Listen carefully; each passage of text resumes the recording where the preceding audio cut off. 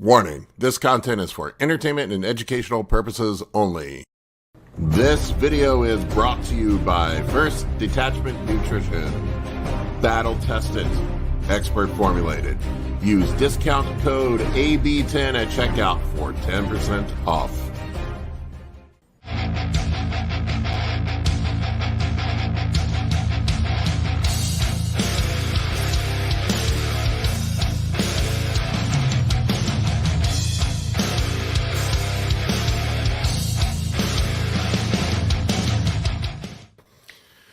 What's up, everyone?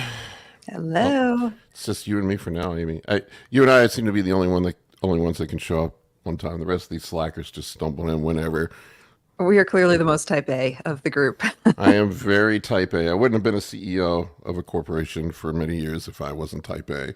It's programmed into my DNA. I do not like being late for stuff. It drives me nuts. Causes me so much anxiety. I can never understand when we have like a clinic day where a new patient is late and they act like it's like nothing. And I'm like, I would be having a full-on panic attack if I wasn't at least 15 minutes early to a new appointment somewhere. Yeah, I'm always early for everything. That's just how I'm wired. The rest of these guys are not. Bodybuilders are known for being casual and doing things whenever they get to it. All right, folks. Before we get started, I just want to remind everyone I do have the Anabolics. They're building a cycle cheat sheet up on the website. It's like 20 pages or so. It's really just a summary of how to build a cycle and some highlights of the common compounds, side effects, which ones to choose, etc. It's only $20. It's half price. So grab it if you want to support the channel. I also have the Science of Anabolics and PEDs eCourse up as well that I've done with Kurt Havens if you want the deeper dive. That one, there is a free preview up as well. Link is in the video description. And enough of the salesy stuff. Seems like the feedback on your anabolic cheat sheet is really good. Yeah, I had a couple people complain about it. Like there was, like there's not enough information in here. And I'm like, dude, it's $20. Come on. So I went back through. I listened to some people and I threw some more stuff in there. I think a couple people thought it was going to be a full-blown ebook. It is not that. It is a cheat sheet with a summary of how to build cycles, compound choices, and summaries of the various popular PEDs that are used on cycles with my personal experiences. I think it's pretty straightforward, easy to understand. I try to make it dummy-proof, basically. If you want the deep dive, the Anabolics course is for that. So I have sold quite a bit of them, so people seem to like them. I want to give a shout out to my client, Gunnar. He competed today. That's the dude that lost 140 pounds, I think he lost. It was really good. Yeah, he won first in the true novice, first in the light heavies, and he got second overall in his first show. Yeah. Oh, that's exciting. Fantastic. Yeah, he was in a little bit of a panic last night because his weight was way down. And I just told him, I'm like, it's just water. We pull. I have to remind people of this. When we pull water out, I do the water loading going into a show, and you pull water out. We go from 2 gallons a day down to a gallon. If you excrete a gallon of water, that is 8 pounds that you're going to lose. Mm-hmm. So math is cool. So well, and the stress of that first show, I feel like too. He always wakes up on that first show day. Yeah, no, and he looked fantastic. I was really proud of him. I'm gonna find pictures of it. I mean, just the fact that he even just got up there is miraculous after where he started from. But it was just I got to show this. This is I think it was 140 pounds he pulled off. Wow. That's like a whole person. Yeah. That's more than me. Yeah, I mean, I like, believe me, I've got a bunch of guys prepping for national shows, and I love. I mean, you can see here. This was starting, and then today he got on stage. Let's see here. Wow. This was stage pics today. He's in the center here. So we got him shredded. Yeah. Look at that. That is amazing. His quads look great. Mm-hmm. Yeah, we got him diced. I mean, he couldn't, and he also had the Hey, it's Roman. He also had the stomach excision. He had a full-blown tummy tuck like a year ago, and I was shocked that he could get out there after a year. I still had a bunch of inflammation. He came in town last week, and I saw him, and he still definitely had a little bit of inflammation in his abdomen, but so I pulled the water on him pretty hard and was conservative. That swell hell. Yeah. After the tuck, swell hell. And I kept the carbs kind of conservative. Usually I carb people up more going into the show, but I kept, this is why you can't do the same thing for peak week for people.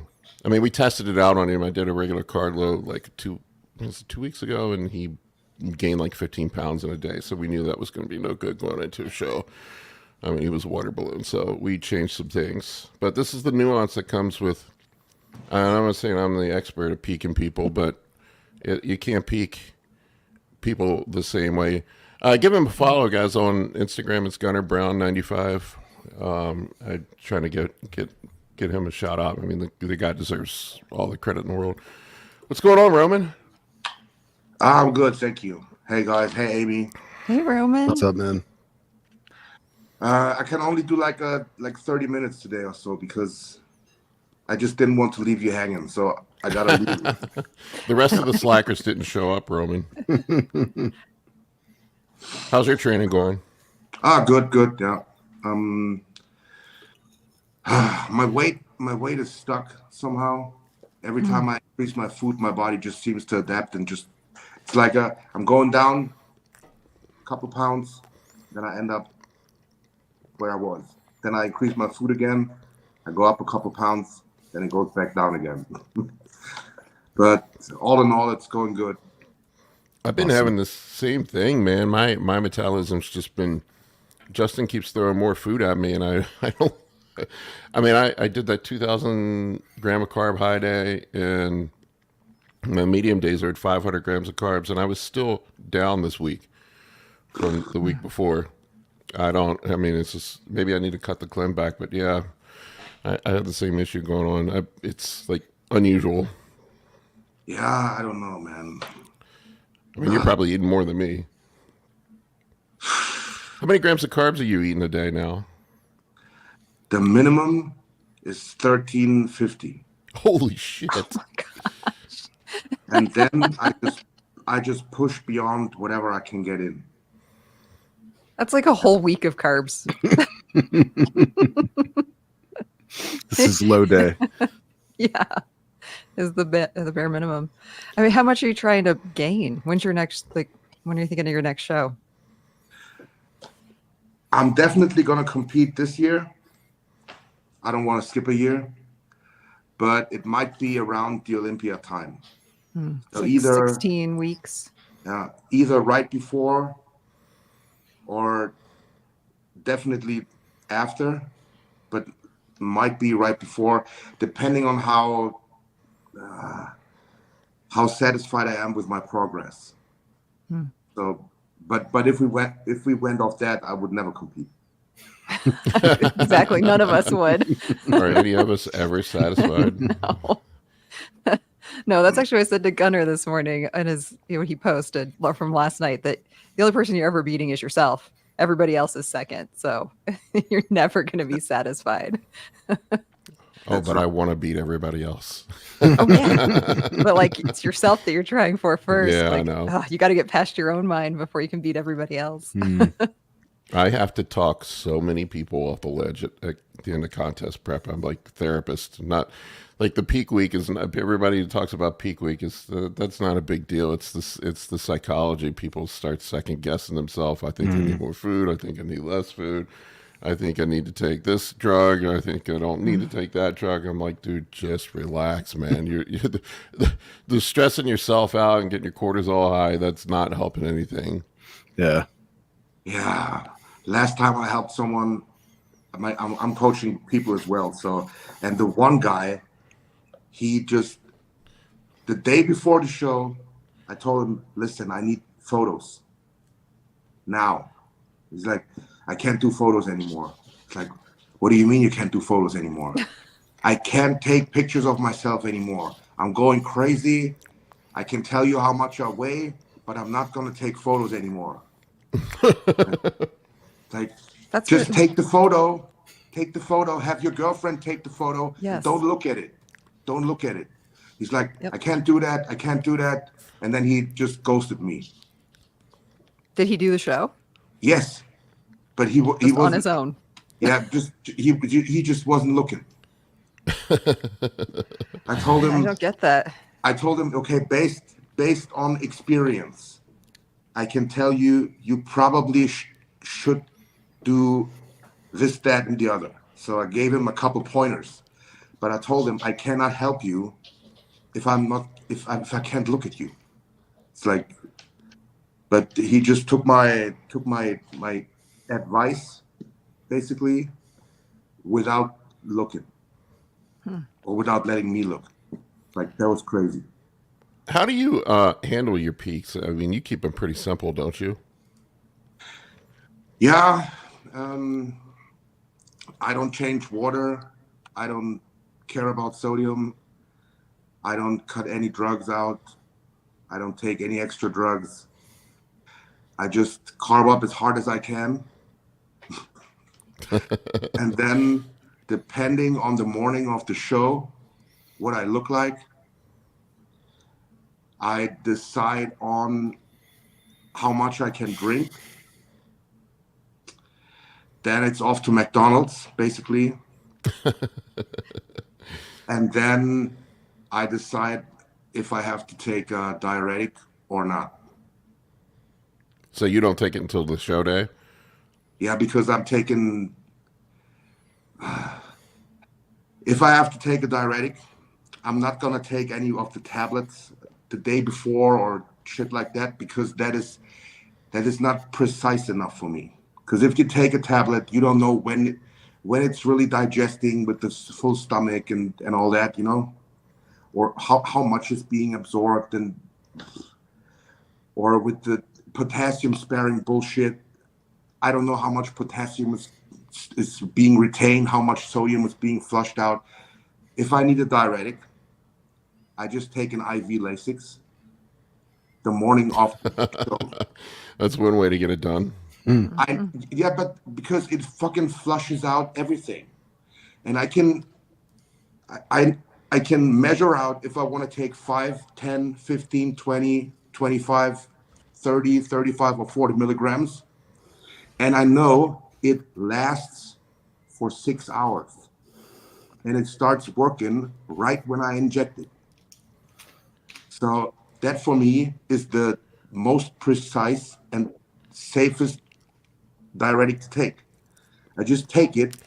I immediately start pissing according to how much milligrams I've taken. And after 6 hours, it's out and it stops working. Boom. And I don't have to take a third of a diazide or a half a thing. It's too much guesswork for me. Chase says you're a true Olympian. Yeah, that has always worked. And, you know, in Germany, that's how we do it. That's fascinating. Yeah, I knew that was the way guys did it back in the 90s and 2000s, but I thought Lasix had fallen out of favor. Recently, I don't hear people using it very often. In my opinion, it's the most precise way to do it. Because with all the other diuretics, you have to take into consideration. Oh, I hope I haven't eaten too much potassium. I hope I haven't eaten blah blah blah. Just it fucking flushes out everything. So if I, you know. And then have some McFlurries to make sure you balance it out. Exactly. Do you change your fluid intake at all on show day, or you just keep it the same? When I wake up in the morning, I'm usually dry. Yeah, me too. And a little bit flat. Then I drink 1.5 liters of water, just on an empty stomach.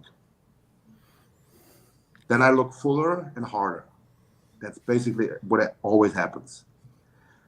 And then I do 5 rounds of posing nonstop. just 5 rounds. That is my pre-judging that I do at home. Because I noticed that for some reason, after pre-judging, I always look better than before pre-judging. You know what I mean? Have you noticed that after pre-judging, you always look a little bit better at the night show? Yep. From all I've noticed posing? I've noticed it just practicing. When I'm at the gym, I'll do a lift. I'll do 3 or 4 rounds of posing after I lift. And then after I do my cardio, and then I look great that evening. Exactly. And that's what I do at home before the show even starts. So I do 5 rounds of posing. That is about 30 minutes nonstop without stopping. Right after the most muscular, I go into the quarter turn again. And then the water that I've just drank, doesn't matter, goes right into my muscles. I think, and then I go to McDonald's. And then I get really hard and vascular, and then I go to pre-judging. I mean, that's the way to do it. I've definitely noticed, though, with the posing, like my pictures, I'll take my fasted pictures in the morning, and then I'll do the ones after I pose, and I look completely fucking different. Exactly. And that was my experience.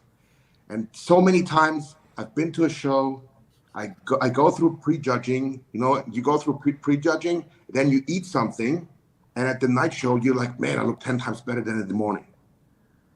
So my logic was, I will do that before pre-judging. I do my own pre-judging, eat something, and then I go to pre-judging, which feels like finals. So. Yeah, that's an interesting. I don't, like, guys backstage do all the bands and lifting weights and shit. I don't do that either. I'll just pose. I'll go through my posing and just get myself warmed up that way, and I think I look better than trying to do shit with bands and stuff. I do a little bit. I do a little bit of just for peace of mind, because you don't have anything else to do. And then there's always, you have to wait around, there's always 500 bikini competitors and 15,000 men's physique and all that. So basically you just do it to do something, and I just stand around. That's what I've,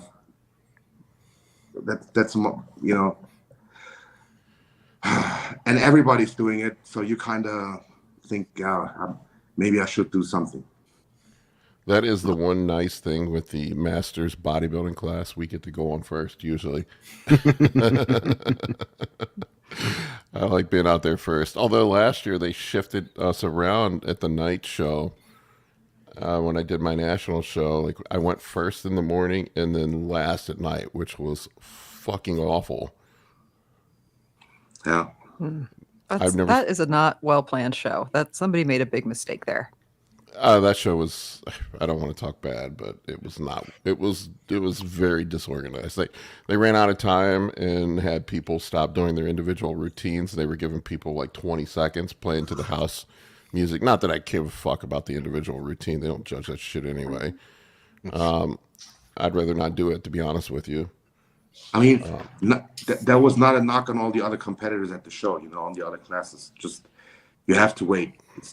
It just takes so long. And then I didn't mean to insult. No, you're not insulting anybody, man. It's like you go to a local show now, there's 150 men's physique guys and 12 bodybuilders. I'm not joking, man. It's the way it is now. There's nobody left competing in bodybuilding anymore. What's up, Kurt? What's going on? So, Kurt, what's new with you, man? Yeah, just coaching. Too much coaching. You got people competing. I had 2 people compete today. People today, people next week. Yeah, I got people next week. And I may need your help with this. I got 2-3 guys competing in the same show I'm competing in. I can take them if you want. I'll take them over if you need for the show. I may just put you down as a backup. Dude. What day is it? It's the 17th and 18th of July. So I'm good. Just give me my phone number. I don't care. Yeah, appreciate it, man. But yeah, like it's in case I run into trouble. One of my guys is going to be out there with me, so we'll be on stage at the same time. So I'm supposed to use 5 Lasix with each one, right? No. And no water. They're good guys. I do a water cut. I know some people don't, but I've had better luck with water cuts. I don't do anything drastic. I usually I'll water load like the last 10 days. I'll do something like double what, like this is for simple math. I'll do something like 2 gallons the last 10 days and then bring it down to a gallon or something, or 7 liters and bring it down to 3 on the day before the show. I've been using more and more booze and less diuretics. Really? The booze works well? I drink and I watch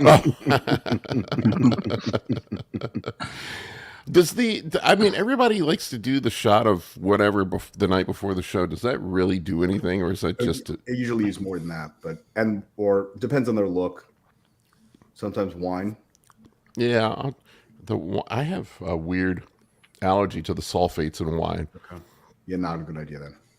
Yeah, sometimes I'll break out in hives. I'll get these red spots all over me. Usually it's more than a shot of vodka to do it. It might not start early enough. Well, I can tell you off air what I've been messing with. Does it actually work though? Yeah. Huh. I mean, if they got to be lean. I think the key is that most of these guys aren't coming in lean enough. Right? Like, I feel like that's the discussion I have more often than not. It's like the guy's condition is horrible. The off-air answer is for Loco, isn't it? Mm-hmm. I have been shocked at the conditioning. My guys has been horrible in the last couple of years. Yeah, like I have my guys going into shows, and I'm a little worried that I didn't push them hard enough. It's like a fine line to walk, and then like I see the conditioning everybody else they're competing with, and I'm like, Jesus Christ, man. How did people get on stage like this? I mean, we know why. I know why. Yeah. Is that the wine? You put the wine up your ass? Explain, Chase. Diuretics. With Lasix, you put Lasix in the bottle of wine up your ass. Tina's peak week starts. Good luck, Tina. Yeah, good luck. I mean, if I was doing a warm-up show, I'd just fucking go out there. I wouldn't even do a peak week. I mean, in Masters, you don't even, like, for national shows, you don't even have to place. You just go out and compete, and it's just a barrier of entry, I guess, so you spend more money. I don't think everybody needs to peak, honestly. Like, especially if they're smaller, like new first-time competitors. I think if you've got a good look, you're lean enough, just right into the show, be like consistent with your variables. But like it's the big guys like Roman and stuff. Like that's where you need to peak because you've got a lot of tissue. You walk too much, you get flat, that sort of thing. Whereas like a guy who's 200 pounds, he's not getting flat. Like you feed him some carbs at the start of the week, like just like a linear amount. They're not going anywhere. I mean, I usually lose weight during, like if I don't do it right, I'll go from like when I did classic, I'd weigh in at 182, I'd be 165 by the night show. If I don't eat, my metabolism's like out of control at that point. Yeah. And people put way too much emphasis on the peak week. Yeah. Like it's gonna save their lives. Yeah. Dude, if you're not ready this Sunday before, you're not ready. Listen, how many times have you heard, man, a week out I looked like shit, but that peak week really put me over the top? No. How many times have you heard? Only Nick Walker. Heard? That's Man, I looked Nick awesome Walker. a week out, but after the peak week. No, dude, it doesn't make a difference. Honestly, you can ruin the look. You got to be ready. You see the same thing in strength sports too, though. I mean, like, I don't coach a lot of powerlifters anymore because I don't really enjoy it. But I mean, because I was a world-class powerlifter before I started bodybuilding, I still coach a couple just because they trust me and stuff. And like one of them, they don't need to do anything fancy for peaking. They just need to just linearly take the training into the meet and then just taper back a little bit. But like powerlifters said it the same thing. They get in this mentality where they think they need to do all these weird, elaborate like escalations and like decreases with their training volume, training intensity. But it is individual specific. Like there's always going to be exceptions to the rule, but I think most low-level competitors don't need to peak for bodybuilding or for powerlifting. Like people who are just at that like regional level, national level, you can get away a lot of the time. And until you carry a lot of weight, we kind of said, super heavyweight kind of guys, like, or guys that just have like very, very fast metabolisms, because like you said, there are those outliers. Like they stop looking at carbohydrates and they get flat. I've had quite a few powerlifters I've worked with this year. I've been peaking them. I've been getting that dialed in. I've had really good luck. Like if they have to make a weight, I'll just have them do a water cut for the weight, and then just feed them a shit ton of high sodium food afterwards, and then they come out and they get a little bit of bloated. And then yeah, Justin was talking about the ibuprofen last week. I think a little bit of bloat helps challenges. I think my biggest thing now is that like 50% of the guys don't listen during prep. Yeah. Like it's wild how few people actually listen to you. Yeah, And they don't tell you until it's too late. Like I have one guy that wasn't doing any of the high days at all. He just kept doing lows. He never refed. He did one cheat meal of burger and fries, and never did burger and fries ever. And then he doesn't do high, and then he was questioning what the high days would do. Oh, dude, well, it's too late now. Yeah, now it's going to do nothing. Now you're on 1,200 calories into the show. I've had dudes take extra high days because they think they need the refeed, and then I'm like trying to figure out why they're not getting lean. I keep dropping food. I'm like, man, what the fuck is going on here? Well, the fatigue too is weird. I think your brain plays weird games with you, right? And it's based on your set point. Like I get guys that are like very average, like guys that are very average body fat in the off season, like no abs. When they get to like 10%, they start getting crazy fatigue as if they were super low, like their body's just screwed up, right? And like someone normal like you, Paul, like you probably don't get fatigued until you're at the very end, if you're even experiencing it. Yeah, the only thing I'd be near death to get fatigued. Yeah, I mean, I have to push pretty hard. I mean, people always laugh at me because, like, if I sleep 6 hours, I feel good. You know, they're like, you need to sleep more. Aren't you worried about overtraining? I'm like, dude, I train 6 fucking days a week. Colin trains with us. We do 90-minute. We're in there lifting for 90 minutes at least. Then I'll do another 30 minutes of cardio and another 30 minutes of posing on it. I'm not overtrained. I think people are like get themselves too fucking worried about overtraining. Now you can, like, if your food's really low and you're burning a bunch of stimulants and you're, sleeping 3 or 4 hours a night. I've told the story before, but where I dug myself into a hole on that one prep where I just couldn't dig myself out. I remember my CNS was roasted, and I went in one day and I could not leg press 2 plates on each side. My quads just would not fire. They wouldn't work. They just wouldn't work.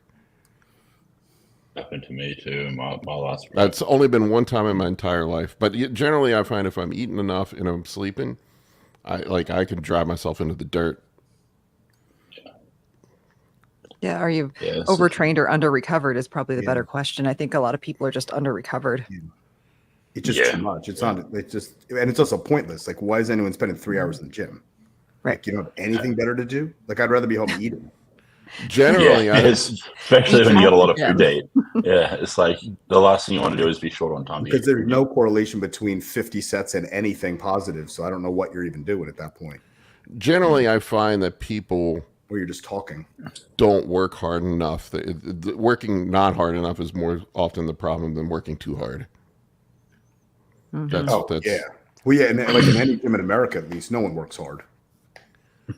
That's general. I always piss people off when I say that that you're not overtrained. You're just not working hard. I mean, when we were at the Arnold, the 3 of us, I mean, there were 5 of us working right on the same stuff. Like we were going. Like, how long did it take us? 45 minutes for 5 of us to get through pull or push. An hour, yeah, probably an hour. And we talked. 5 of us rotating through. Yeah, and we still did it in an hour.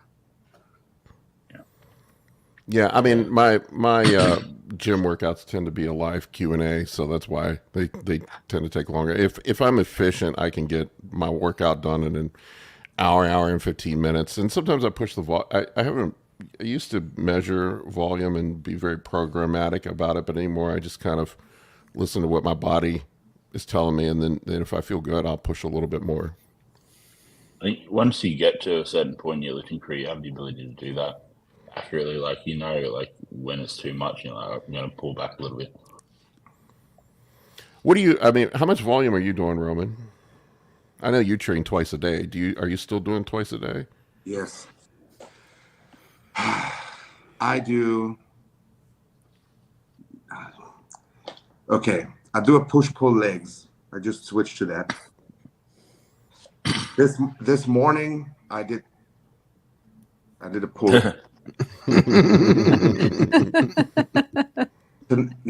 Right after this now I'm doing legs. Tomorrow morning I'm doing push. Tomorrow night I'm doing pull again. Then the day after that I'm doing legs again in the morning, and then I'm doing push again at night. So I'm doing push, pull legs. So basically I train everything every 36 hours. That's crazy. If I'm not taking a day off. So 1 day a week is off. And I'm doing this morning for back working sets. I did 15 and then 6 for biceps. So that's about 20 working sets per session, and every 36 hours. 36. That's crazy. But I've done it this way, and recently it has worked.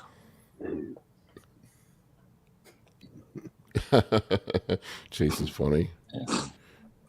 Yeah. Roman is undertrained. I think. I I probably do. Yeah. I was gonna say I probably do about the same volume, but I do it. We flip every 3 days, so I train 6 days a week. Roman, how old are you now? I stopped counting at 30.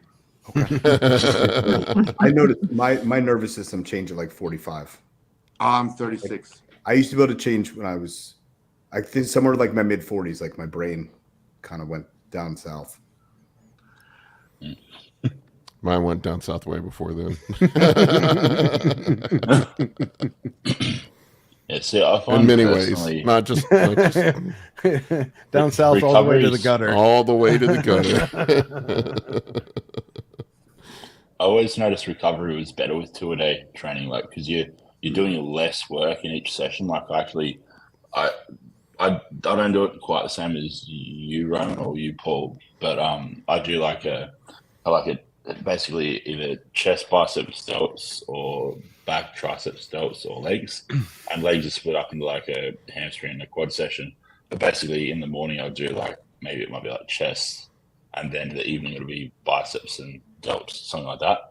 And yeah, 6 days a week, 1 day rest at least. Sometimes if I need an extra day or I don't need a day, I'll adjust it. But yeah, if I'm following the structure.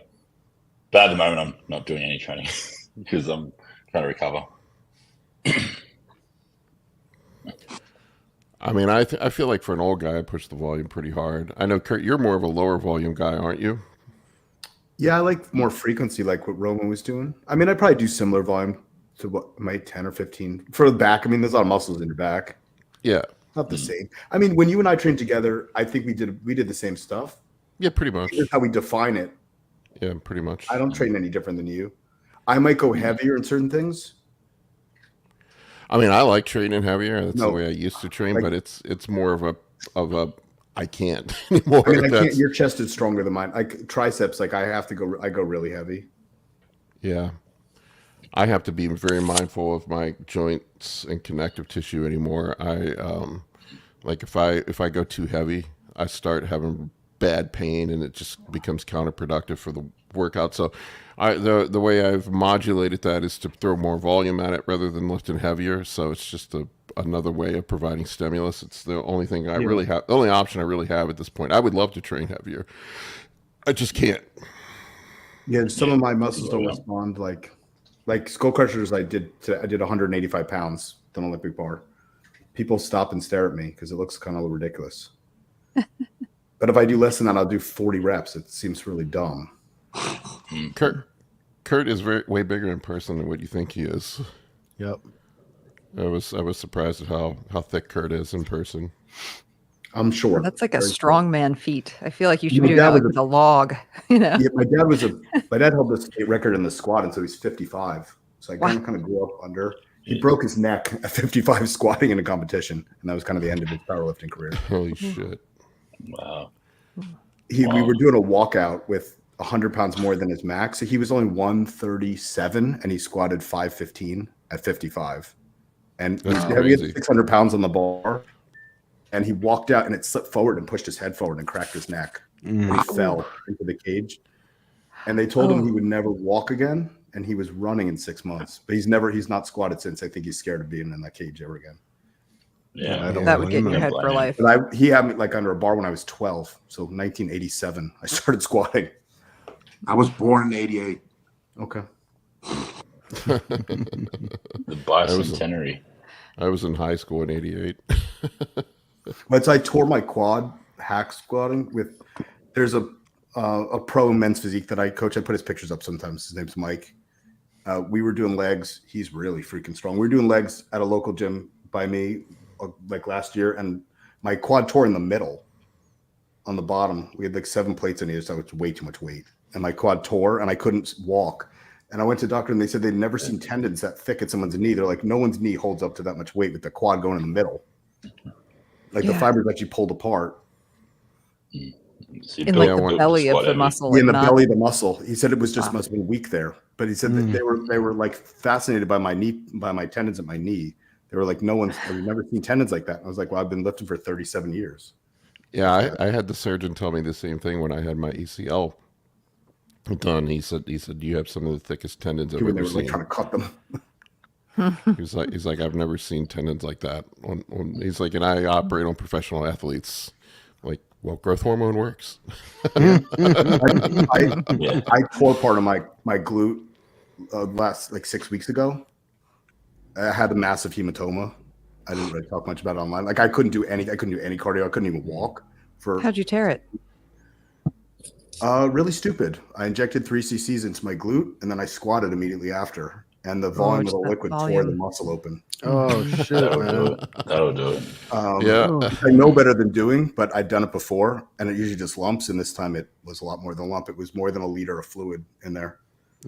How we do it? 22 pounds of water came out of me. I hurt my tricep like that. Yeah, sucks. 22 pounds of water.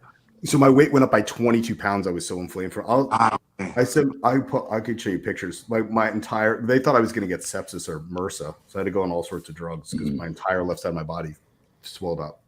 The reason why I brought it up is I didn't do any. I didn't even walk for 6 weeks. I measured my quad the day I injured myself. I was just curious. I knew I wasn't going to lift, so I was like, I'm curious how much I'll lose. I didn't. Kind of like how like parents measure the height of their kids.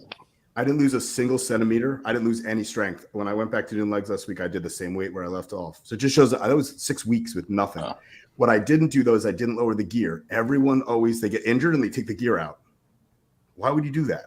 I use more growth. I use more test. I'm an idiot. It doesn't make any sense. Yeah, you turned. When I told you I just stopped everything the other week, you turned pale. I was like, oh, everyone does it. So they go into surgery and they take the gear out. They're like, I have to have surgery, so I'm going to stop steroids. What? The anesthesiologist doesn't care. He doesn't even look. He's looking at your electrolytes and your kidneys. He doesn't care. As long as you don't die, he doesn't give a shit what you're on. Yeah, I did. They don't even know. Like all the anesthesiologists I know do steroids. They don't give a shit what you do. Half of them do coke too. I didn't. Yeah, they love their party drugs. I didn't stop my drugs either when I got the hip surgery because I figured if anything it's gonna help me heal. It's like, all right. I had my mom bring the stuff to the hospital. That's a good mom. Yeah. Hey, Mom, can you bring my gear to the hospital? Like, And then I'm saying to her, look in the fridge, in the butter dish. I need the blue top thing, and I need the. Oh man, bodybuilders, we are insane. Here, Paul, you can put this up. This is how big I couldn't wear pants. That's how big the hematoma was in the picture. You've seen it before. Yeah, it was. You It showed was me like the an bloody. entire another glute on the side.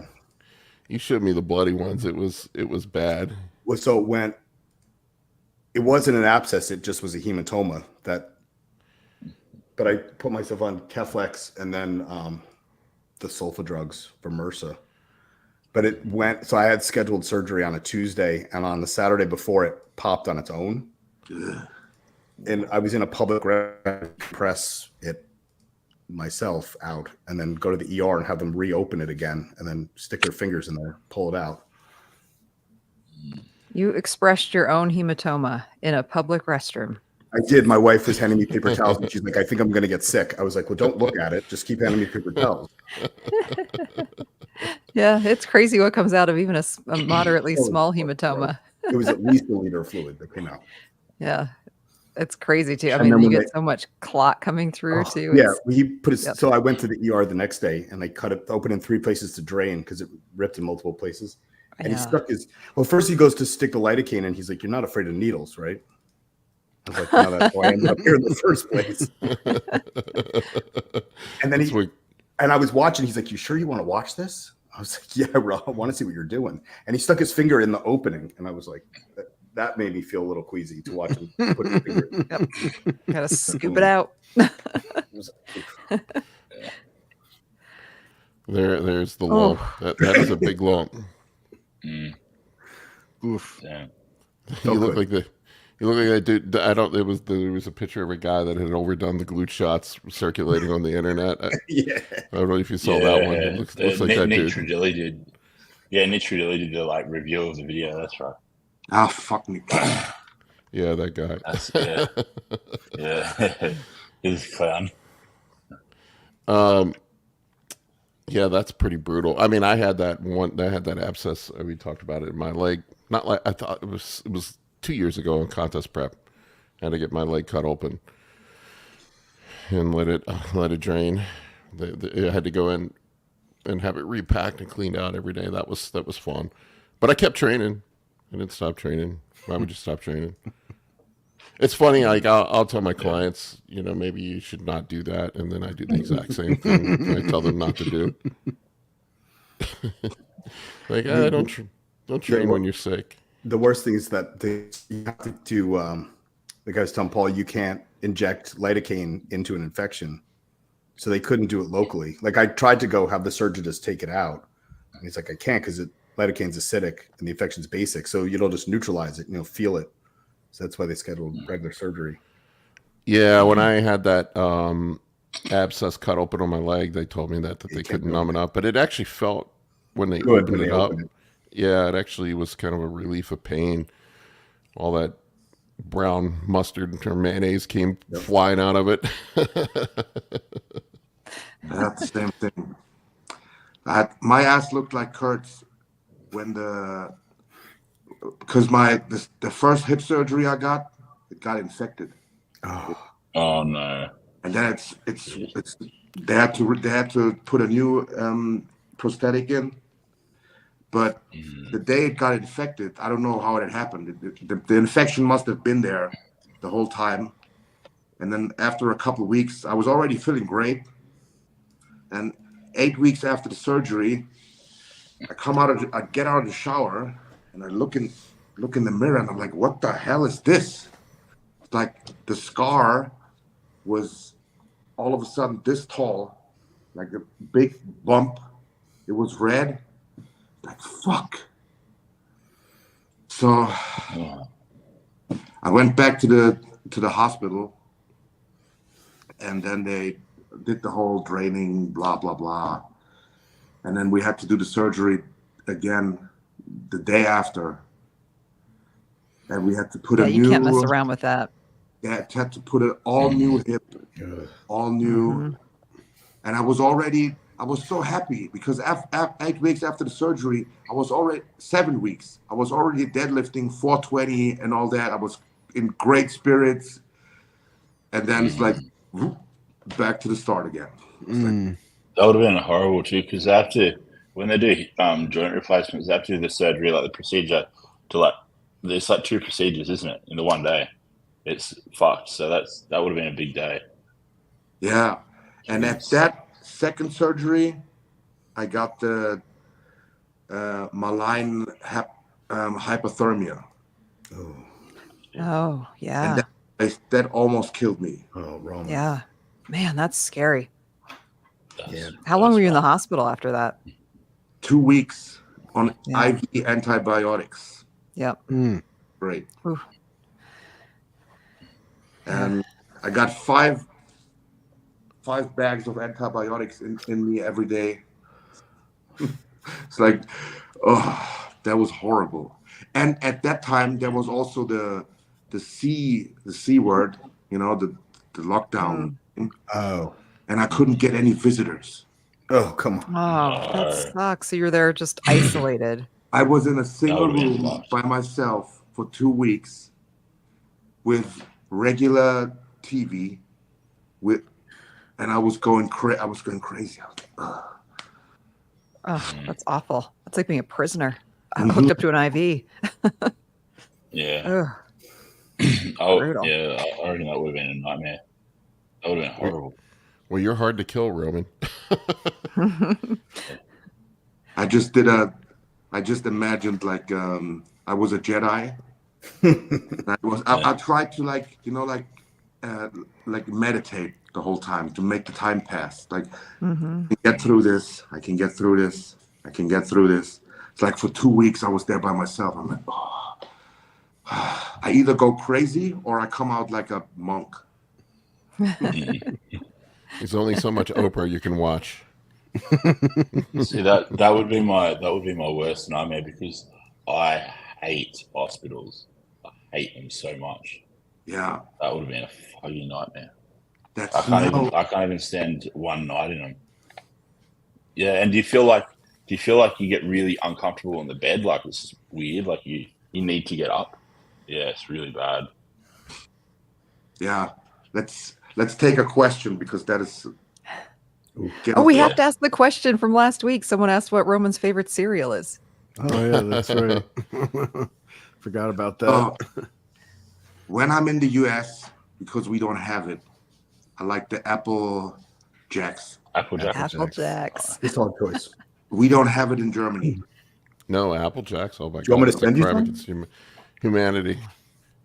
And then I like the strawberry frosted flakes.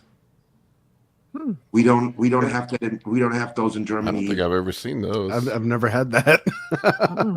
Roman, you want me to send you a gigantic crate of cereal? Never make it through customs. Will it go through Like a customs? pallet. No. And Are you allowed to import that kind Like of a cereal pallet into of Germany? cereal. yes. And then I love what we also don't have. It's not cereal. I love the canned apple pie filling. Oh. We don't have that in Germany. Why not? Is it made fresh? Yeah, if you want to bake an apple pie, you have to make it fresh yourself. Okay. But you can't buy it in the stores. Nowhere. I've never even seen it in Europe. I've been basically to all countries in Europe. No one has apple pie filling. I learned something new today. I've never seen this. This is awesome. That's Yeah. I've not seen that. Makes is- delicious that would be strawberry nice. flavored milk. I Yeah. bet it does. That would be nice. Yeah. For my next high day. Try it. The whole box with, I use neutral flavor whey protein isolate for post-workout. Or you So it just doesn't interfere with the taste of the cereal. because the milk will taste like strawberry Oh, really? milk. Great. That's so good. I've never seen that. That's a new one for me. Oh, Those I'm are gonna, my I'm gonna favorite. bounce. Marty says I'm gonna Costco bounce has the guys. double. All right. Marty says Costco has the double pack with chocolate and strawberry. I'll have to keep an eye out for that the next time I'm at Costco. Like chocolate frosted flakes too. Like who knew? I've seen the cinnamon. I feel like And that's they the have only cinnamon. like flavored frosted flake. Yeah. But you know, every time I see something cinnamon, I'm like, I just buy the regular, and if I want to put cinnamon on it, I put cinnamon on it. For those of you that run carb cycling, Frosted Flakes have zero added. There's zero fat in it for high day. They're great. Yep. I use Frosted Special K. Flakes. I use pie filling. You have to Every look for the. You have to be careful with the pie filling, though. Some of them have high fructose corn syrup. Some of them don't. I thought high fructose corn syrup is fine. Yeah, it's fine. It's fine. All right. Depends how many calories you're in. For you and I, Roman, it's fine. It's not gonna make a difference. If a guy's only eating 200 grams of carbs, I wouldn't waste it on something like that. But I also wouldn't give him pie filling. I'd make him eat rice. Yeah, but For you, it's not going to make a difference. but it. Your liver has muscles on it. Your liver probably has pecs and lats. I thought about it a little bit more. It is bad for regular people because it does not satiate them. Yes, right? That's why. But for you and I, you don't want that, right? I hate it being full. I want to go. So it might be even better. Yeah, we could play with your food. How far out are you from the show? Forever. Oh, we should play with your food sometime. Yeah, I'm up for anything. That'd be kind of cool because you could eat a lot of food. Okay. Send him a pallet of cereal and see how fast he can go through it. We'll talk about your food. That'll be fun. Cool. So yeah, that's an interesting thought. I never considered that. I think the angle you're going for. So the high fructose corn syrup, if you're struggling to get the food down, might actually help you. Because leptin doesn't respond to it. Oh, that's interesting. Yeah, you play games back with Coca-Cola. Like, screw you. That's interesting. Colin, did you have a cat fight going on in the background? Like the opposite of most people's problem. They want to be full. Right. Most guys, I'm using like a baby spoon and telling them to eat spinach, diet soda, seltzer, whatever they can do to fill their stomach up. Roman, you're like, you got to give them soda. I had my unlimited high day yesterday with Justin, and I couldn't do it like I did last week. I think I tapped out around 1,500 grams of carbs. Come on. My wife would have kicked my ass. That's all I could do, man. I got a giant thing of sushi at dinner, and I think I only ate about 60% of it. I could. You know what? With the sushi, I don't do sushi anymore for carb ups because I always feel like I eat it, and then afterwards it expands. It feels like it's expanding in my stomach. Yeah, sits weird, right? And fish is a gross thing to be really full on. They don't want to be full on fish. I'd rather just go there and just eat the rice. Yeah, I was struggling up until then too. I just couldn't get it all down yesterday for some reason. I just was feeling very full. You should have any idea how Justin's going to peak you? No clue. I mean, Justin kind of follows a similar formula. I mean, every show we've ever done, it's usually he starts usually like Tuesday is usually a depletion day. Wednesday we start the carb up. It's sort of like a half high day or maybe even a little bit more than that. He'll put a little fat back in, and then 2 days out, he'll push the carbs really high. And then 1 day out, we do pull the water down and he does a fat load. Yeah, that's generally how Justin does it. And then sometimes like the day of the show, like he'll go have you eat some trash food before the show. But I really fucked my stomach up last year. My stomach was a mess all day long. Sort of like what Roman does. Go eat some trash food before the show. I think you find went like to the wrong restaurant. What's that? The wrong restaurant. Went to the wrong restaurant. I went to In-N-Out. Yeah. If you had gone to McDonald's, no McDonald's does sit well. I love McDonald's. McDonald's doesn't seem to mess me up. That's for sure. Amy, do you peak in any special way? No, last year, just kind of a progressive carb load was really all we did. And interestingly enough, we never really changed it. So in between my shows last year, I had like 3 weeks. So by the time I went into my first show, we just basically kept my carbs there, dropped them just slightly by like 50 grams a day for a couple of weeks, and then just raised them back up and then just kept them up. Like I'm eating more carbs now than I was leading into my shows last year. So I'm not sure how it might be different this year, but in the past, I've just kind of done a very slow carb load over that kind of 3 to 4 days before the show. But it's keep water high. Never anything drastic. Nope. And I think with most bikini competitors, it probably isn't. I mean, obviously Olympic level bikini competitors are a whole different breed, but just kind of for me too, like adding in that food volume, my coach kind of wanted to push it a little harder than I could. I did do sushi before my second show, and I'm with you, Kurt. Like it was not a good thing to be full on. I didn't I didn't like my look of my final show of the season last year. I was not real pleased with. And I think a lot of it was just that sushi the night before just did not sit well. Yeah. I also don't eat a lot on show day. That's something different too. Like I find like I do better if I'm not eating a lot, and that might just be nerves also. Like I just don't feel like I process food well when I'm sitting around too. It's hard. You're kind of stuck backstage, and yeah, I don't know. It'd be interesting to see how it's a little bit different this year. I'm certainly going into my shows a lot farther out being leaner and just in general leaner. So maybe we can push it a little harder, like push the carbs a little more. No. Yeah, I mean, you're pretty lean. I mean, you started off very lean. I don't feel lean. This is the prep brain. I'm like thinking that I've just, because I'm only about 6 weeks out now, and man, that just seems so close. It's like all the panic of 6 weeks out feels. I mean, that's how long do you have in between your shows, Paul? Like if you do end up doing your second show, how far apart are those? Yeah, that's a good amount of time to kind of reverse out and then get back at it. Justin doesn't do reverses. He just goes right back to off-season diet. Even with that short of a time frame in between. I don't know what the strategy would be. He told me if we're, I mean, I'm already eating so much damn food right now. Probably all I would do is just drop the oral steroids and maybe pull the fat burners down a little bit for a few weeks just to kind of give my body a break, and then right back to it.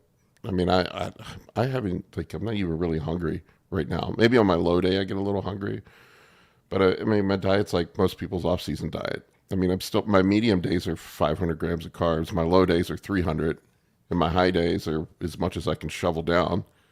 And when you feel hungry, you feel better, right? You're like, oh. Yeah. Yeah, I know. Yeah, I mean, I just like, I don't know. It doesn't feel like prep. That's a good place to be in, though. I mean, and like Justin was saying last week, the more you do it, the more you kind of earn that. Your prep gets easier because you've earned an easier prep. Yeah, I mean, I didn't get fat this off season too. I think that was a big difference. I didn't eat a lot of high fat foods. I think all of us eventually come to that same conclusion. And maybe it's a little different for women. But I think enhanced male bodybuilders, I think you do better if you keep the fats lower, carbs high. I've never seen anybody improve their body composition by running the fats higher. That's right. I mean, that's been your experience too, right, Kurt? Yeah. I mean, you need a certain amount of EFAs, and there's some stuff that you need.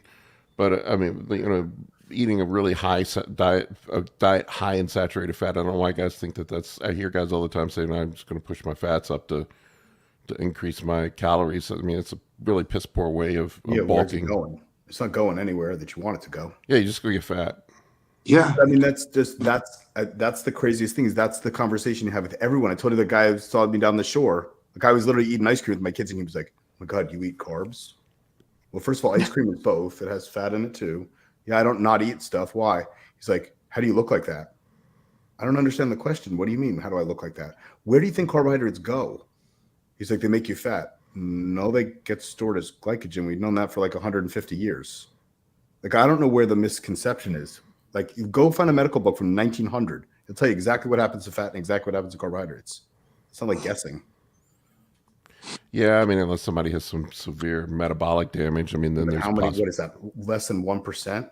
Possibly, yeah. I mean, I see those people. It's not very common. You don't really see people with messed up metabolisms. No, I mean, like diabetics. people that are. We don't do low carb for diabetics necessarily anymore, because the fat can make it worse. Yeah. yeah. It's like everything's flipped. The only time I've in bariatric surgery, the diet's usually just protein and green vegetables is all they get. They don't get any fat either, because you got to weight off them fast. Yep. Yeah. What was the diet somebody sent me the other day? The one that there's a diet where they feed a severely obese people. Somebody asked me to comment on it. I forget what, but I saw it on the Cleveland Clinic's website. But it was basically eat protein and vegetables. That's it. Yeah. PSMF, like protein sparing and modified fasting. Yep. PSMF. That's it. Yep. Oh, it's effective. If somebody needs to drop weight fast, like that'll do it. Well, guess what? It's interesting. My grandmother was kind of obsessed with diet culture, even from a very young age. She had this bookshelf full of books, and one of them I remember reading when I was probably about like 12 was called The Rice Diet, and that's all it was. It was literally just you ate rice for every meal. That was from like the 1940s. That was a diet book. Some of these old diets. What was the one we had in the group chat from? It was I like am from Vogue magazine. yeah, from Vogue back in the 70s, where it was a It's a glass of bottle of wine wine. and a Got a bottle at night. yeah, it was like 2 hard-boiled eggs, glass of wine. Black coffee. that's the drunk housewife diet. And then meal was also 2 hard-boiled egg or poached fish, and then the rest of the bottle of wine.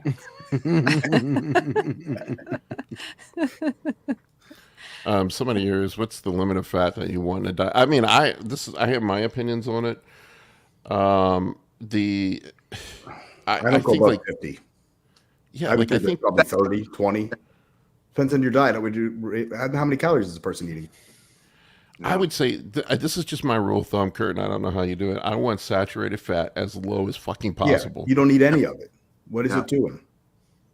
And then I'll put in some EFAs, maybe added fats, something like 40 or 50 grams of fat. Like I'll do my protein sources as close to zero fat as I possibly can get them, because mostly it's just saturated fat anyway. And then I'll add in some EFAs, like probably like 40 grams, 50 grams a day, something like that. That's all I do. I'm not pushing food anymore, but the only fat I eat, I have 1 tablespoon of flaxseed oil in the morning, and I have 4,000 milligrams of fish oil a day, and the rest is just like trace from chicken or fish. I'm not really eating any. And my blood work is immaculate. I don't have joint problems. I mean, if I had hair, it would probably be okay. My skin's not falling apart. Somebody who said that Israel Tell was on Fuad, saying he's on a GLP, semaglutide. I have to ask him about that. He's a huge fan. If you struggle with appetite, which maybe he does, I mean, it's a tool in the toolbox. I don't have that issue. Yeah. Next question. That's not even no, it's just a statement. I just put it up there just for the hell of it. All right, Colin, you want to grab some questions? Yeah, get a couple that people paid for. Grab those real quick. What's that? I was going to say, I don't get dogmatic about the semaglutide, but it's like the last tool out of the toolbox, I think, for me. I think there's better options on a fat loss phase. It's the gastroparesis and some of the other problems that come along with it concern me, especially as you're coming out of it. And then there seems to be a really bad rebound from it.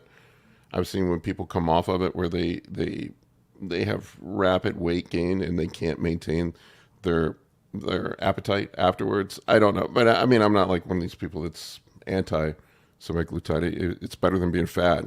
Right? I've heard that the slowing of gastric emptying, some people can't be reversed.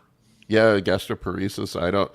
There is some, I mean, I don't know if you've heard about that or not, Kurt, but I have seen some evidence that it seems to be that the gastroparesis can be permanent from it. Yeah, they're saying that now. There's thyroid cancer. There's other risks with it. I told you, they don't test these things. They do this stupid cell modeling crap now. Okay. Yeah, I would think too, for people deep into prep, using GLP-1 would really mess up your carb loading. You can't make liquid Anadrol without grain alcohol. It won't. It looks like Elmer's. Oh, let's read the question first so people sorry. can hear it on the. Josh asked, what happens if there isn't grain alcohol in liquid oral Anadrol? Are there any special considerations for liquid oral Anavar? Okay, can we talk about the oral? So guys like Roman, I don't mean to speak for you, Roman, might use an injectable oral because their stomach, over years of using orals, it destroys your stomach and destroys your appetite. There is no benefit to injecting. If it's 17 alpha alkylated, it still destroys your liver. It still goes through your liver. Circulation always goes through your liver. It doesn't matter if you're lifting. It doesn't matter if you're fasted. you might lose one pass through it. It's still going to go through it and destroy your liver. So like injectable Winstrol is no safer than oral Winstrol. It just doesn't have to go through your stomach. So you cannot make liquid Anadrol. I'm a chemist by trade. You cannot make liquid Anadrol without grain alcohol. It looks like Elmer's glue. If you try to do it, it will be a gel. It cannot inject it. So if someone says they have liquid Anadrol, it's not real. I think he's talking about for oral consumption. Oh, you wouldn't. I mean, why would you do that? I mean, there are a lot of people are selling the liquid orals right now. I mean, I guess I don't know what the benefit versus the powder would be. Yeah, some underground labs just deliver the drug now in liquid and with a dropper, so you squirt it in your mouth. But same with Anavar wouldn't. I don't believe Anavar would be made. Like, I just think, I'm not sure these things are real. I'd get them tested. Who knows what they are? I saw a batch of Anavar the other day sent to a lab, and it came back that there was no Anavar in it. It was calcium carbonate and E155, which is like silica fermate, which is like a food additive. That's crazy. People sell all sorts of garbage. I wouldn't trust, especially if they're changing the form of it. So, by the way, because you said with the destroyed stomach, I have not used any orals. Now, I've used in my whole entire life, I've used an oral steroid one time for a couple of weeks. That was Dianabol. And I've never used any orals until 2 years ago. 2 years ago, I started dabbling into a little bit of the injectable Anadrol, and for this prep, I used the injectable Superdrol, but I have not used any orals in between for all my shows. Yeah, a lot of pros I talk to don't get away from orals, mainly because of the stomach and the digestive issues. And it seems like they have all the worst side effects and none of the... I mean, there's nothing you can't do better, really, with injectables. Exactly. That was always my thought. And I thought, man, if I can take injectables, I don't want to fuck up my liver. Yeah. Yeah. I just was looking for something to add. Yeah. So I think Anadrol has some unique properties that there's a reason why big pros like Roman use it, but I don't think Anavar adds anything like magical to a stack if you're using an appropriate amount of gear that like you need it. Winstrol is the only other one that I would say is valuable in a prep at the end. Oh yeah, okay. I've used Winstrol, but I just mean like I don't know why guys are obsessed with these weird things. Like there's nothing you can't get out of like unless you're Roman size or his level. Like there's nothing you can't get out of injectable. Like these guys aren't outgrown Primo. Use more test. These are guys using 500 milligrams of test, and they're like worried they've outgrown this. Use 4,000 milligrams of testosterone and tell me you've outgrown it. Eat more food. That's like the crazy. Hey, Jackie. What's up, Jackie? Hey, I think she's heading into. Prep, right? I think she's 1 week out, right? Yeah, she's 1 Universe week is out. on. She's competing on Thursday. That's awesome. Good luck. Yeah, she looks great too. She looks Kill it. amazing. She's just a freak of nature. It's crazy that she's only been doing this for a couple of years. Oh, yeah, she's incredible physique. I think I have to go. Cheats a All lot. right, Roman. I'll see you, Roman. Call me later. Bye, Amy. Bye, guys. Bye, Roman. See you, dude. This is, I gotta show, like, this was just the other day, her, just like showing her this. Hang on, I'm gonna get this up. She's gonna get her pro card at some point. It's only like she just competed for the first time last year. So crazy. She's such a sweet person too. Look at her. Hang on. Lord. Look at her glutes. Yeah. Just How about that? unreal. Yeah. Yeah. Fantastic. And I know, I used to coach her. She eats a lot of food. I think Karina's working with her. Karina's coaching her. She's doing a great job. Cool. All right, let's grab another question. Let's see, we got a question here from Burning Tags. Any tips for dealing with the PIP from Primo? I'm using 200 milligrams per milliliter concentration. Even 1 cc a week is leaving me basically crippled wherever I inject for over a week. I can. She wants to know if he should use a lower concentration or switch it out. It's not. So I've said this before. People always hate when I say it. If your Primo burns, it's made wrong or it's not Primo. Primobalin doesn't hurt, right, Paul? Now that I have used Bayer Primo hurt. Use real good Primo, it doesn't hurt. So Bayer now that I'm Primo using good hurt. Primo, it does not hurt. I was using let me tell you this. I used some UGL Primo before. I had it tested. It tested out good, and it hurt like a mule kicking me in the leg. The Primo I'm using now is high quality Primo. It does not hurt, and that's pure as well.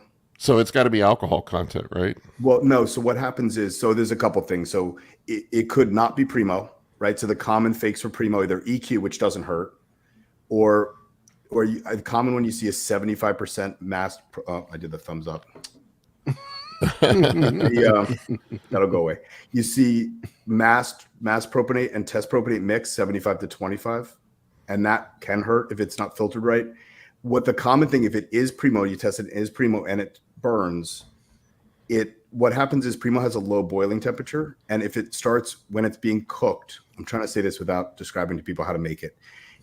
If it starts to form ribbons and starts to smoke, it's junk. It'll gel. So then what you have to do is add more BB to it to get it to be liquefied again. When you do that, it'll hurt. So that's poor chemistry. That's someone not paying attention to them cooking. That means they have a ton of things going on in their stove, and they're looking over here, and the Primo's cooking. Bayer Primobalin can hurt because they remove the benzoic acid from it because it's poisonous in neonates. That's why bacteriostatic water you can't use that in neonates. That's a different story. So what guys just assume that Primo hurts because the pharma stuff hurts. That's because the pharma stuff is to be used in children. Underground lab Primo should not hurt. It's either not made wrong. It's either made wrong or it's not real Primo. So switching the concentration from the same lab is not going to hurt. I've used pure, 100% pure 200 milligram Primo per cc, and it's as smooth as anything else. The Bayer Primo, I can attest. I've had real Bayer Primo, and it hurts. Yeah, bad. There's no BA in it, so it's going to sting. But It hurts and bad. again, it's not like there was rumors years ago that Primobalin had a high molecular weight and it only held 100 per cc. That's not true either. It's because of the dosing with Bayer. So when Shearing Plow owned it originally, they were dosing it 1 ml per. They wanted 100 milligrams per ml because that was the dose in an amp. That you can't use an amp. So once it's cracked, you have to use the whole thing. So they were dosing it because that's the dosing protocol with it. For bodybuilders, Gotcha. we don't use 100 milligrams of anything. Gotcha. Or most of us don't. All right, next question. So, pretty simple question that we've gone over ad nauseum, but Omar wants to know how to start a cycle with minimum side effects. I was just going to say one more thing about the Primo first. Any bodily gear that you buy should have the BA and the BB percent listed. If it doesn't, I wouldn't personally inject it. If they don't list what the ingredients are inside that bottle, not that you can always trust the label, but I wouldn't be injecting anything that doesn't say what's in it. Well, no UGL does that. I wouldn't inject them. I put stuff in my body that says not for human consumption. That's good. Start low, work your way up. Yeah, how to start? I mean, yeah, just start low and work your way up. That's pretty simple and straightforward with a beginner cycle. And I don't know if he was wondering what compounds to use, but I every beginner should start off with test. I Mhm. think. I mean, it's just that simple. I mean, that's going to be your base compound moving forward. So why not start off with that? See how you react to it. Yeah. And I've never met anybody that doesn't like test. No. Well, maybe a few people. Brandon wants to know if anybody has been to any of the big Vegas gyms before. He's going in October. He wants to train at Dragon's Nope. Lair and Torture Gym. I'm going to check it out when I go out for the Olympia. Same. I've never Possibly. been to Vegas. Depends You've if I can never pry been to myself. Vegas? Nah, never been. This will be your first trip to Vegas. Wow. Yeah, I'm excited. I think I might drive. I've been looking. I'm like, it's just the stress of flying. I'm like, I might just. It's the weekend, a week after my show, so I might just drive. I will if I can drive it. I'll drive. I hate flying. Mm-hmm. Yeah, it's just such a hassle, and I feel like a waste. I mean, it's 11 hours ish to drive, but I can bring a cooler. I can have my own food. I don't have to worry about flights and stress and parking, and yeah, With the Tesla now, I just hit the autopilot and let it go. let the car drive you. Yeah, my old Audi doesn't do that. It's fun to drive, but it wants me to interact with it. Have to keep my foot on the pedal to make it go. Somebody was talking about other coaches not liking test. If they don't like test, they're probably just trying to be weird and obtuse just to get attention. Test is the good stuff. Who doesn't like test? I mean, why wouldn't you run the base male, the parent male hormone as a base for everything? I don't know why people are always trying to reinvent it now. I told you I had that call yesterday. That was the weirdest. 24-year-old kids that do steroids, unless they really have a future, kind of bother me. No offense to any 24-year-olds watching this. It really is, to me, is upsetting when you hear that. This kid had, I'm not insulting anyone. I think people need to see the reality of what goes on. This kid's 24 years old. He claims he has great genetics, but he was very heavy at one point, and he refused to send me a picture. So that kind of speaks to your genetic potential if you won't show someone what you actually look like. His first cycle, he was using 500 test and 300 Masteron. And he took that advice from an old power lifter that told him he would blow up. And I said, anyone who says that kind of thing to you, run the other direction. I said, any old power lifter wasn't using Masteron back then anyway, so I don't even know where you got that from. That Masteron was not a common, nor was it used, and it was very expensive back then, and no one in the right mind would use it for powerlifting. And he was eating 1 time a day. Yeah, that's. So I harped on the food, and then he said, I said, well, what are you eating 1 time a day? And he said, salmon and sweet potato. And then 15 minutes later, he said he was having 6 fillets a day. I said, I thought you ate once a day. Oh yeah, I eat 6 fillets in 1 sitting. What? I think you just need to worry about food and not about steroids. But this is like what I get all the time from these kids. I don't know where they get these ideas from. 300 milligrams of test. If you can't grow on 300 milligrams of test in your first cycle, you're doing something really wrong. Or you just don't have genetics. Or you don't have genetics, but like you would know that really fast. And that's the thing with the genetics. Yeah. Like I said to this guy, and I've said to a million people, when they ask if they think they got good genetics, I don't know. You would know if you had good genetics because every dude in the gym would be coming up to you. Like Gabe, I tell the story, like Gabe, that the open bodybuilder, he's 24. He's been lifting since 2019. The first month he ever picked up a weight, he was the biggest dude in his gym. Like that's when you know you're. There's good genetics, and then there's elite genetics. Yeah, like if you want to be an open pro bodybuilder, there's no question you're an open pro bodybuilder. It's not like I wonder if I could. You could be men's pro physique. You could possibly be a men's classic, but like a men's pro open bodybuilder is a whole different. Like Roman was born different than most people. Yeah, in so many ways. In so many ways, but like it just those guys are just different. I've had to scrape a claw for every bit I've gained. I think over the years, but I'd say I have above average, but not great genetics. You definitely have above average. Like in the Arnold, I mean, of the people, there was 100,000 people there walking around. Yeah. With the exception of some of the pro open guys, you were the biggest dude there. Yeah, I was only on 250 Chase, you and Chase. In my defense, I was only on TRT. Chase was on way more than me. No, Chase is huge. Like, I don't think people Chase is big. Chase until you see him in person. Chase is giant. He's like a bowling ball. Mm-hmm. Chase, everything about Chase is big. His neck is big. It's funny though because he's so chill. He's like the chillest dude ever. Well, that's what tests. That's what I don't get. Like, just run tests. Why these guys want to run all this aggressive shit? You feel really good on test. I don't know anyone on 3 grams of test that doesn't. I'm just feeling insecure at Chase because you were bigger than me. I'm trying to defend myself, bro. You made me feel small. Chase is the chillest. He's as cool as a cucumber, man. He never gets frazzled about anything. He's always laughing. I love Chase. I've been a little frazzled towards the end of contest prep. My patience, even without Trent, I'm still a little. I've noticed.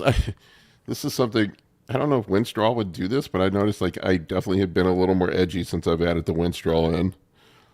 I'm only a week into it, but who knows? All right, let's grab another question. Flair says the lab report of my HGH reports a purity of 98%, and apologize if I'm mispronouncing this. Dimer and related proteins at 0.318%. Is this something to worry about, or can this be ignored? No, that's fine. I mean, you're not going to get it ever 100%. That's anything over 98. I think is fine. Yeah. The dimmer just means dimmer means different things in different, depending on what science you're talking about. When it pertains to this, you're talking about like the protein structure, like what is actually GH and what is broken. It's misfolded proteins, right? Yeah, it's fine. Yeah, I think that's you're not going to get. I'm sure if you tested Serostim, it's not going to be much different than that. It can't be perfect. Yeah, no. So that's quality. That's fine. That's an A+. Yeah. In school. I mean, if it was, we saw one that other, You'd be a 4.0. one the other day that was like, it had all sorts. It was like 15 through 25 kilodimmer. Like there's all sorts of broken crap in that. I wouldn't inject that stuff. If it gives you a rash, I wouldn't inject it. And I've had that happen before. Do we have any other questions? Or is this it? Okay. Nothing really looking spectacularly interesting left in the question barrel today. All right, well, we'll wrap it up. It's a quiet Saturday. I got people competing. Need to do some meal prep. I need to cook some chicken. There's other things going on. Fasting in preparation for Brazilian steakhouse this evening. Brazilian steakhouse. Oh, man, I would love a Brazilian steakhouse. All right, folks. Well, we appreciate you watching. Thanks for supporting us. Take care, everybody. Bye.